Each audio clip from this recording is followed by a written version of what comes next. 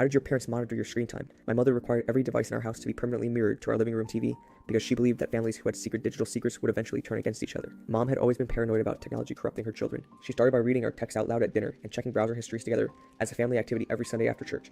She'd find the most embarrassing searches and make us explain them while my siblings laughed. When my older sister got caught looking up how to kiss, Mom lectured us for 3 hours about digital temptation, but she said she was protecting us from becoming one of those families where kids hide everything from their parents and then snap and smother their parents with a pillow. She genuinely believed that every incident of violence in the world stemmed from an unmonitored Google search. When I was 14, Mom announced the new system where every phone, laptop, and tablet would be connected to the 65-inch TV that dominated our living room. She made it sound reasonable at first, saying it would help us be more mindful of our screen time and give everyone a chance to help each other with homework. But then she explained that the TV would stay on 24 hours a day, displaying whatever any of us were doing on our devices in real time. My dad installed the software that afternoon, and suddenly every text I sent appeared on the screen in giant letters for my whole family to see. Suddenly nothing in my life was private anymore. My friends would text asking why I hadn't responded to their messages about crushes or complaints about parents, not knowing that my entire family was reading everything and voting on how I should respond. When I got my period and tried to quietly Google whether my cramps were normal, my brother yelled gross, and Mom made me stand in front of the TV explaining female anatomy to everyone. I started developing anxiety about typing anything because I knew that every keystroke would be analyzed by my mother, who sat in her recliner facing the TV from morning until night. She'd pause her soap operas to comment on our searches and messages, saying things like, "Everyone come look, your sister just typed 'Am I ugly?' into Google for the 5th time this week,"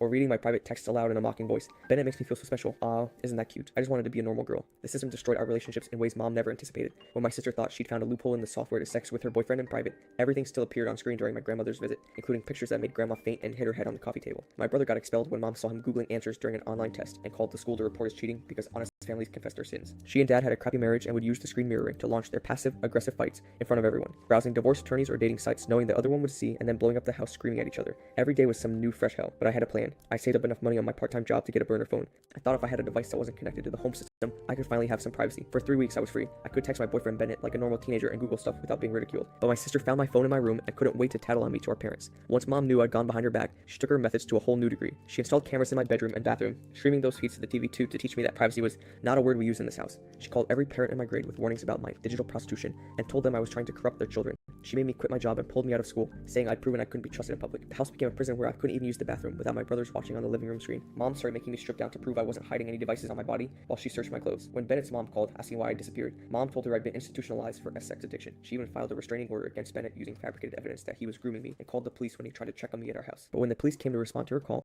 they saw the bathroom feed playing on our living room TV while I was using the toilet. The officers immediately called Child Protective Services, who arrived within hours. Dad pretended he had no idea what was happening, but me and my siblings sold him out immediately. They both lost all custody of us, and my siblings and I went to foster care.